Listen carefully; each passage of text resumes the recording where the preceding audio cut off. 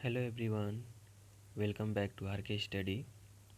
आज के इस सेशन में हम रीजनिंग के कुछ इम्पॉर्टेंट क्वेश्चन को देखेंगे जो कि एग्ज़ाम पॉइंट ऑफ व्यू से बहुत ही इम्पॉर्टेंट है। रीजनिंग का ये नया सेशन स्टार्ट किया तो इसलिए इसका पार्ट 1 है और पार्ट 1 में ज़्यादातर क्वेश्चन एनालॉजी टेस्ट से लिया हूँ, जिसे हिंदी में सदृश्य परीक्षा बोलते हैं। तो इस क्वेश्चन में होता क्या है कि जैसे कि एक दूसरे से सिमिलरिटी रहती है, ठीक है। जो भी क्वेश्चन आएंगे कुछ ना कुछ एक दोनों में एक चीज़ तो दे दिया रहेगा आपको कि हाँ इसका मतलब ये होता है, और तीसरा चीज़ कोई दिया जाएगा जिसमें पूछेगा कि इसका चौथे से क्या संबंध है। तो इस तरह के ज़्यादातर क्वेश्चन इसमें आते हैं। तो चलिए आज की सेशन की शुरुआत करते हैं। और इससे पहले आपको और आपके पूरे परिवार को नए साल की ढेर सारी शुभकामनाएं। आप हमेशा ऐसे ही हंसते रहें, मुस्कुराते रहें, आपकी लाइफ में ढेर सारी खुशियाँ आएँ और आप यूं ही मेहनत करते रहें। आपके जो भी ड्रीम्स हो इस साल ज़रूर ही पूरे हों, इसलिए आप कड़ी मेहनत पे ध्यान दीजिए। तो चलिए आज की सेशन की शुरुआत करते हैं। पहला क्वेश्चन है, जिस तरह वोल्ट मीटर विभवांतर से संबंधित है उसी प्रकार एमीटर किससे संबंधित है। विभवांतर विभवांतर को इंग्लिश में बोलते हैं पोटेंशियल डिफरेंस। तो क्वेश्चन ये कह रहा है कि जैसे कि हम वोल्ट मीटर पोटेंशियल डिफरेंस से रिलेटेड है, मीन्स कि इन दोनों का रिलेशन यही है ना कि जो पोटेंशियल डिफरेंस या फिर वोल्टेज होता है हम उसको वोल्ट मीटर में मेजर करते हैं। तो पूछ रहा है कि एमीटर का किससे संबंधित है, एमीटर का संबंध पूछ रहा है। तो जिस तरह से विभवांतर वोल्ट मीटर में मापा जाता है वैसे ही करंट एमीटर में मापा जाता है, ठीक है। तो इसका जो राइट आंसर होगा करंट, बाकी ये तीनों रॉन्ग है। क्लियर। नेक्स्ट क्वेश्चन देखते हैं। अच्छा, रेजिस्टेंस का यूनिट क्या होता है, प्रतिरोध, ओम, ठीक है। रेजिस्टेंस का यूनिट ओम, पावर का यूनिट वाट। क्लियर। नेक्स्ट, जिस प्रकार भार किलोग्राम से संबंधित है वैसे ही दबाव किससे संबंधित है। भार मीन्स की वेट की यूनिट किलोग्राम, ठीक है। पहले हम जो भी चीज़ दे दिया गया है उस दोनों के बीच में हम संबंध स्थापित करते हैं कि आखिर उन दोनों के बीच में रिलेशन क्या है। फिर जो पूछेगा वो अपने आप ही हम कर सकते हैं। देखिए, पहले हम भार और किलोग्राम को देखते हैं कि इन दोनों में संबंध क्या है। तो भार या फिर वेट की यूनिट क्या होती है, केजी, किलोग्राम। वैसे ही हम ना दबाव की यूनिट खोजेंगे कि दबाव की यूनिट होती क्या है, पास्कल, वॉल्यूम, वेट या फिर नन ऑफ द अबव। तो प्रेशर की यूनिट क्या होती है, पास्कल, ठीक है। शॉर्टकट में इसको पीए भी बोलते हैं, पीए, पास्कल। नेक्स्ट क्वेश्चन है, जिस प्रकार वायरोलॉजी वायरस से संबंधित है उसी प्रकार जूलॉजी किससे संबंधित है। वायरोलॉजी का मतलब कि the study of virus is known as virology, मतलब वायरस की स्टडी को हम वायरोलॉजी बोलते हैं।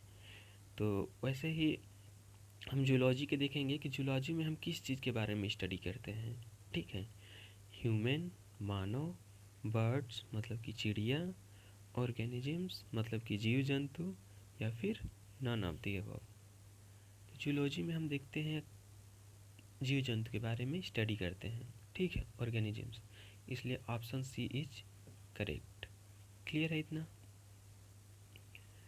नेक्स्ट है, जिस प्रकार किसान खेत से संबंधित है उसी प्रकार शिक्षक किससे संबंधित है। तो पहले हम किसान और खेत का संबंध देखते हैं कि इन दोनों में संबंध क्या है। तो किसान कहाँ काम करता है, खेत में, ठीक है। उसी प्रकार अब हम शिक्षक को देखेंगे कि आखिर शिक्षक कहाँ काम करता है, ठीक है। शिक्षक शिक्षा के लिए काम करता है, शिक्षा में काम करता है, या फिर युद्ध भूमि में, या फिर ऑफिस में, या फिर स्कूल में। तो किसान का कार्यस्थल खेत है, उसी प्रकार शिक्षक का कार्यस्थल का क्या है, स्कूल है। शिक्षक कहाँ पढ़ाने जाता है, स्कूल में, ठीक है। फिर नेक्स्ट क्वेश्चन है, जिस प्रकार क्रिकेट पिच से संबंधित है उसी प्रकार हॉकी किससे संबंधित है?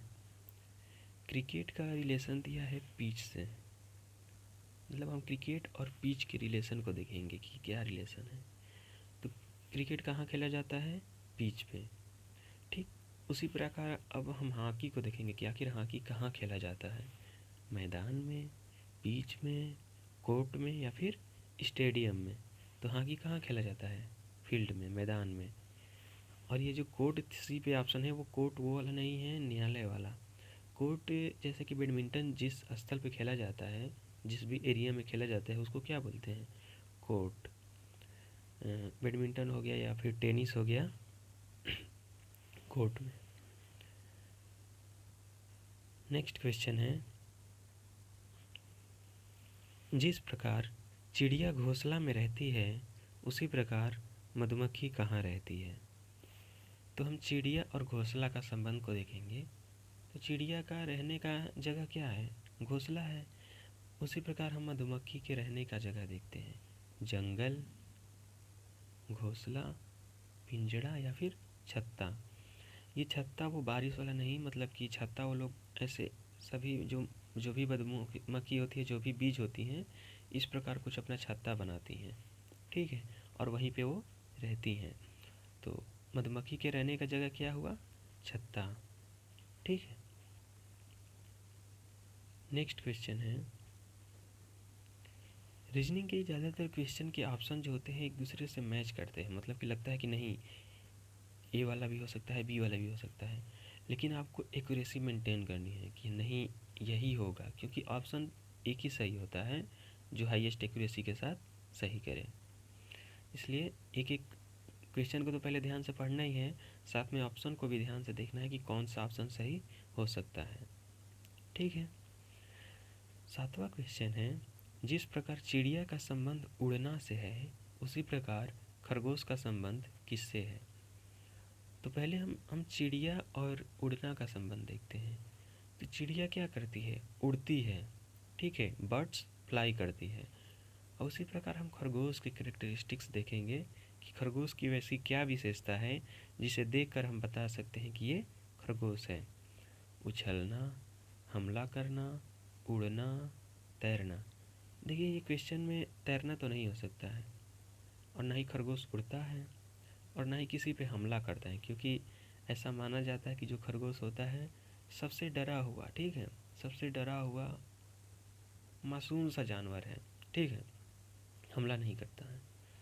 तो एक यहाँ पे कैरेक्टरिस्टिक्स मिली, क्या है? उछलना। ये खरगोश उछलता है, तेज़ भागता भी है। अगर इसमें लिखा रहता कि तेज़ भागना तो वो भी खरगोश के लिए सही रहता, लेकिन उछलना दिया है तो उछल उछल के भागता है, इसलिए option A is correct. Next question है, जिस प्रकार सफ़ेद कबूतर शांति शांति से संबंधित है उसी प्रकार कमल किससे संबंधित है? देखिए पहले हम सफ़ेद कबूतर और शांति के बीच में संबंध देखेंगे। सफ़ेद कबूतर और शांति। तो जो सफ़ेद कबूतर होता है वो शांति का प्रतीक होता है। ठीक है, शांति का प्रतीक। ठीक उसी प्रकार कमल जो होता है, कमल, लोटस, ये सभ्यता और संस्कृति का प्रतीक है। ठीक है, खतरा का तो नहीं होता, क्योंकि रेड कलर खतरा का वो हो सकता है, लेकिन सभ्यता और संस्कृति का प्रतीक कमल। क्लियर? इसलिए option A is correct. Clear है? 9th नंबर क्वेश्चन है, जिस प्रकार ट्रांसफार्मर माइकल फेराडे से संबंधित है उसी प्रकार टेलीफोन किससे संबंधित है? तो जो ट्रांसफार्मर में, जो कि एक इलेक्ट्रिक डिवाइस है जिसमें कि फ्रीक्वेंसी कांस्टेंट रहता है from one side to another side. ठीक है, तो उसी के बारे में पूछा है कि ट्रांसफार्मर, जैसे कि ट्रांसफार्मर का जो आविष्कार किए थे वो कौन किए थे? Michael Faraday. ठीक उसी प्रकार हम टेलीफोन का देखेंगे, टेलीफोन का आविष्कार किसने किया था? Who invented telephone? Graham Bell, Bushwell, Louis Pasteur या फिर राइट ब्रदर्स? तो टेलीफोन का आविष्कार कौन किया था? ग्राहम बेल ने। ठीक है, ग्राहम बेल ने टेलीफोन का आविष्कार किया था। माइक्रोस्कोप का खोज किसने किया था? Robert Hooke. First time vaccine का खोज किसने किया था? Edward Jenner. इतना क्लियर है? फर्मेंटेशन का खोज किसने किया था? Louis Pasteur. ये जो लुईस पैस्चर हैं ये फर्मेंटेशन का खोज किए थे। राइट ब्रदर्स तो आप लोगों को पता ही है कि हवाई जहाज। नेक्स्ट क्वेश्चन है, जिस प्रकार रूस मॉस्को से संबंधित है उसी प्रकार जापान किससे संबंधित है? रूस और मॉस्को के बीच में हम संबंध पहले देखते हैं। तो रूस की राजधानी क्या है? What is the capital of रूस? इज, जैसे कि मॉस्को होती है राजधानी, ठीक उसी प्रकार हमको ना कैपिटल से ही रिलेटेड इसको बताना है कि जापान की राजधानी क्या होती है। ठीक है, तो जापान की राजधानी क्या होती है? ढाका, टोक्यो, रोम या फिर बीजिंग। तो जापान की राजधानी टोक्यो, आप लोग को पता ही होगा, तो Tokyo is the right answer. Dhaka कहाँ की राजधानी है? बांग्लादेश की। रोम कहाँ की राजधानी है? इटली की। बीजिंग कहाँ की राजधानी है? चाइना की, जहाँ पे हाल ही में शीतकालीन ओलंपिक हुआ था, बीजिंग। ठीक है, और टोक्यो में क्या हुआ था? मेन ओलंपिक गेम हुआ था। क्लियर है? बांग्लादेश की मुद्रा क्या है? टका। राजधानी क्या है? ढाका, और वहाँ का करेंसी क्या है? टका। नहीं बोलते हैं 5 टका, 3 टका, 2 टका, तो ये करेंसी कहाँ की है? बांग्लादेश की। अगर भारत का करेंसी पूछें, भारत की मुद्रा क्या है, तो रुपया। यूएसए का क्या होता है? डॉलर। ऐसे ही एक एक करके आप लोग को याद में रखना है।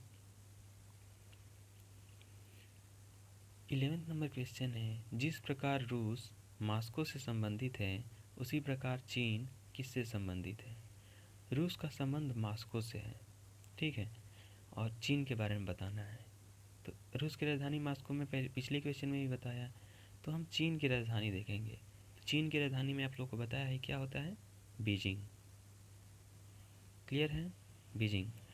अभी दो देशों में युद्ध चल रहा था, रसिया और यूक्रेन में, तो रूस की राजधानी ज़्यादातर पूछ सकता है, इसलिए इस क्वेश्चन को लिया। मॉस्को होता है, और यूक्रेन की राजधानी कीव। ठीक है, कीव। नेक्स्ट क्वेश्चन है, जिस प्रकार पाकिस्तान का संबंध चांद तारा से है उसी प्रकार भारत का संबंध किससे है? तो पाकिस्तान का संबंध पहले हम देखेंगे कि चांद तारा से कैसे है। तो पाकिस्तान का जो संबंध, जैसे कि पाकिस्तान के राष्ट्रीय प्रतीक के बारे में देखें, तो राष्ट्रीय प्रतीक क्या होता है? चांद तारा होता है। ठीक उसी प्रकार हम भारत का राष्ट्रीय प्रतीक ढूंढेंगे कि क्या होता है। सफ़ेद लिली, गुलाब का फूल, अशोक चक्र या फिर चांद तारा। तो भारत का राष्ट्रीय प्रतीक क्या है? ठीक है, अशोक चक्र। ठीक है, राष्ट्रीय प्रतीक क्या है? अशोक चक्र। नेक्स्ट क्वेश्चन है, जिस प्रकार रूस रूबल से संबंधित है उसी प्रकार भारत किससे संबंधित है? तो जो रूस की करेंसी होती है, रूस की जो मुद्रा होती है, क्या होती है? रूबल होती है। तो हमें भारत की मुद्रा के बारे में बताना है कि भारत की मुद्रा क्या है? डॉलर, टका, रुपया या फिर इनमें से कोई नहीं। तो डॉलर तो नहीं हो सकता, टका तो बांग्लादेश का है, क्या बोलते हैं हम? भारत इंडियन रुपी बोलते हैं ना, रुपया, 5 रुपया, 2 रुपया, 3 रुपया, तो यही भारत की करेंसी है। श्रीलंका के बारे में पूछें तो श्रीलंका का क्या होता है? श्रीलंकाई रुपया। क्लियर है? नेक्स्ट क्वेश्चन है, जिस प्रकार स्पेन का संबंध सांड की लड़ाई से है उसी प्रकार भारत का संबंध किससे है? तो जो एक स्पेन देश है उसका जो राष्ट्रीय खेल क्या है? राष्ट्रीय खेल सांड की लड़ाई। वहाँ पे जैसे हम लोग इंडिया में जैसे क्रिकेट का क्रेज है ना, क्रिकेट का, हॉकी का, फुटबॉल का, उस प्रकार वहाँ पे सांड की लड़ाई का है। मतलब जहाँ देखेंगे वहाँ ये सांड की लड़ाई के लिए लोग देखने के लिए अग्रसर रहते हैं। तो स्पेन का तो राष्ट्रीय खेल क्या हो गया? सांड की लड़ाई। ठीक उसी प्रकार हम भारत का राष्ट्रीय खेल देखेंगे, नेशनल गेम ऑफ इंडिया। तो नेशनल गेम ऑफ इंडिया क्या है? हॉकी है। ठीक है, हॉकी। ठीक है। फुटबॉल, जो कि हाल ही में इसका फीफा विश्व कप हुआ था, तो फुटबॉल से भी रिलेटेड एक दो क्वेश्चन पूछ सकते हैं करंट अफेयर्स में। तो कतर में हुआ था, और कौन सी टीम विजेता थी? अर्जेंटीना। और कौन सी टीम उपविजेता थी? फ्रांस की टीम। ठीक है। नेक्स्ट क्वेश्चन है,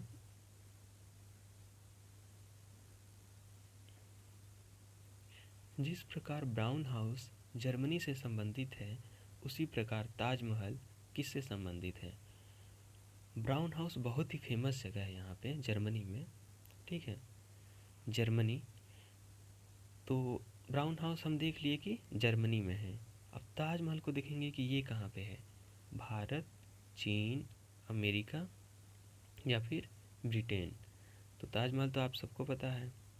हमें भारत वालों को क्या, बाहर के भी जो होते हैं उनको भी पता है कि ताजमहल भारत में है। इसका जो राइट आंसर है भारत। ठीक है। एक स्टैचू ऑफ लिबर्टी है जो कि अमेरिका में है। ठीक है, न्यूयॉर्क में है। उसको भी ध्यान पे रखिएगा। वो दुनिया की सबसे सेकेंड टॉलेस्ट मूर्ति है, स्टैचू ऑफ लिबर्टी। और सबसे बड़ी मूर्ति किसकी है? Statue of unity, Sardar Vallabh भाई Patel, iron man of India. Clear. Next question है, जिस प्रकार वैकेंट इम्प्टी से संबंधित है, उसी प्रकार डी अर्थ किससे संबंधित है? तो हम पहले वैकेंट और इम्प्टी को रिलेशन को देखेंगे। तो वैकेंट मीन्स क्या होता है? खाली। जैसे बोलते हैं ना, 5 वैकेंसी आ गई, 6 वैकेंसी आ गई। तो वैकेंट मीन्स 5 वैकेंट निकला है उस कंपनी में, मतलब कि खाली स्थान वहाँ पे उनको वो चाहिए। और एम्प्टी मीन्स भी क्या होता है कि दिस बॉटल इज एम्प्टी, मतलब कि यह बॉटल खाली है। तो ये दोनों का संबंध का मतलब पता चल रहा है कि सिनोनिम्स ये दोनों की स्पेलिंग, मतलब कि खाली स्थान से हमको रिलेशन मिल रहा है। वैसे हम डी अर्थ के लिए खोजेंगे, तो डी अर्थ के मतलब क्या होता है? कमी। ठीक है, किसी भी चीज़ की कमी। स्कैर्सिटी, बैन, ऑल राइट या फिर फैलेसी। तो कमी का तो कोई बैन से रिलेटेड होगा नहीं। बैन मीन्स कि होता है कि स्थगित कर देना। ऑल राइट मीन्स कि सब कुछ ठीक है। लेकिन यहाँ तो हमें इसका सिनोनिम्स ही देखना है, पर्यायवाची ही देखना है। तो डी अर्थ के लिए पर्यायवाची क्या हो जाएगा? अभाव। स्कैर्सिटी मीन्स क्या होता है? अभाव, कमी। अभाव बोलें या फिर कमी बोलें, बात एक ही है। तो डी अर्थ के लिए क्या हो जाएगा? स्कैर्सिटी। क्लियर है इतना? नेक्स्ट क्वेश्चन है, जिस प्रकार अच्छा बुरा से संबंधित है, उसी प्रकार घृणा किससे संबंधित है? तो हम पहले अच्छा और बुरा में संबंध देखेंगे कि अच्छा और बुरा में संबंध क्या है। तो अच्छा एक अच्छी चीज़ है, बुरा क्या है? एक बुरी चीज़ है। मतलब एक दूसरे से अपोजिट दिया गया है, विलोम में दिया गया है। उसी प्रकार हम घृणा को देखेंगे कि घृणा का विलोम क्या है। घृणा, मान लीजिए घृणा करना। ठीक है, इसका विलोम क्या होता है? इसका उल्टा क्या होता है? तो प्रेम करना। ठीक है, जीवन, दयालु, इनमें से कोई नहीं, ये ऑप्शन तो नहीं हो सकता ना। तो घृणा का अपोजिट क्या हो जाएगा? प्रेम। लव, लव का अपोजिट क्या हो जाएगा? हेट। गुड, गुड का अपोजिट क्या हो जाएगा? बैड। तो यहाँ पे अपोजिट से रिलेटेड एक क्वेश्चन पूछा था। ठीक है। नेक्स्ट क्वेश्चन है, जिस प्रकार लेखक का संबंध किताब से है, उसी प्रकार मूर्तिकार का संबंध किससे है? तो पहले हम लेखक और किताब को संबंध को देखेंगे। तो लेखक क्या करता है? किताब लिखता है। ठीक है, लेखक का संबंध एक किताब से है। वैसे ही मूर्तिकार क्या करता है? नाम से पता चल रहा है, मूर्ति बनाना या फिर प्रतिमा। मूर्ति बोले या फिर प्रतिमा बोले, तो इसका राइट आंसर क्या हो जाएगा? प्रतिमा। तालाब, घर, इनमें से कोई नहीं, ये तो नहीं हो सकता है। क्लियर। तो क्या हो जाएगा? मूर्ति या फिर प्रतिमा। नेक्स्ट क्वेश्चन है, रविवार का शुक्रवार से वही संबंध है जो बुधवार का डैश के साथ है। तो पहले हम रविवार और शुक्रवार का संबंध देखते हैं। रविवार और शुक्रवार। देखिए रविवार से शुक्रवार कैसे संबंधित है, मीन्स कि रविवार से हम अगर 2 दिन पीछे चले जाएं, जैसे कि संडे, रविवार मीन्स संडे, संडे से 2 दिन पीछे वाला दिन क्या बोलते हैं? एक दिन पीछे जाएंगे तो शनिवार आ जाएगा, एक दिन और पीछे जाएंगे तो शुक्रवार आ जाएगा। मीन्स कि रविवार से अगर हम 2 दिन पीछे गए तो शुक्रवार मिल गया। तो हमको बुधवार बुधवार के लिए बताना है कि बुधवार का संबंध किससे होगा। तो जैसे रविवार से 2 दिन पीछे जाने पे शुक्रवार मिल गया, वैसे ही बुध से 2 दिन पीछे जाएंगे, ठीक है, बुधवार से 2 दिन पीछे जाएंगे, ठीक है। सॉरी, कुछ बैकग्राउंड नॉइज आ गई होगी। तो बुधवार से एक दिन पहले जाते हैं तो क्या आता है? मंगलवार। और एक दिन और आगे जाते हैं तो मतलब कि पीछे, बुधवार से एक दिन पीछे गए तो मंगलवार, फिर एक दिन और पीछे गए तो सोमवार। मतलब कि बुधवार से अगर हम 2 दिन पीछे चले जाएं तो क्या मिलेगा? मंडे, सोमवार। यही संबंध हमको बताना है। मतलब कि जो भी दिन दिया गया है उससे 2 दिन पहले का दिन बताना है। हमें कैसे पता चला कि 2 दिन पहले का ही बताना है? क्योंकि रविवार शुक्रवार का संबंध यही है कि रविवार से 2 दिन पहले शुक्रवार आता है। क्लियर है इतना?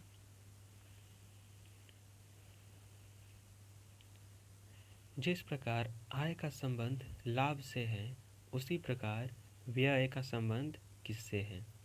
लाभ मीन्स क्या? मीन्स कि हमको प्रॉफिट हुआ, आय मतलब कि इनकम से कुछ प्रॉफिट हुआ, ठीक है। और व्यय मीन्स क्या हुआ? लॉस, मतलब कि हानि हो गई हमको, ठीक है। तो इसका राइट आंसर क्या हो जाएगा? ऑप्शन ए, हानि। लाभ तो नहीं हो सकता भाई, व्यय हुआ है तो लाभ तो होगा ही नहीं, और नहीं बिक्री, तो इससे क्या हो जाएगा? हानि हो जाएगा, ठीक है। Option A is correct. Next question है, ये क्वेश्चन आप सभी के लिए है, इसका आंसर आप सभी कमेंट में बताइएगा। आँख जिस प्रकार प्रकाश से संबंधित है, क्या दिया है? आँख जिस प्रकार प्रकाश से संबंधित है, उसी प्रकार कान किससे संबंधित है? ठीक है, आँख के लिए दे दिया है कि प्रकाश से संबंधित है, तो कान किससे संबंधित है? सुनना, ध्वनि, ढोल, इनमें से कोई नहीं। थोड़ा सा ट्रिकी क्वेश्चन है, ठीक है। 2 ऑप्शन ऐसे दिए गए हैं जिनमें आपको कन्फ्यूजन होगा, लेकिन इसका बताया रहा ना कि सही आंसर एक ही होगा। तो जिसकी भी एक्यूरेसी ज़्यादा रहेगी उसको राइट करेंगे। तो आप लोग ट्राई कीजिएगा, इसका आंसर कमेंट में बताइएगा। आज की इस रीजनिंग सेशन के लिए इतना ही क्वेश्चन रखते हैं।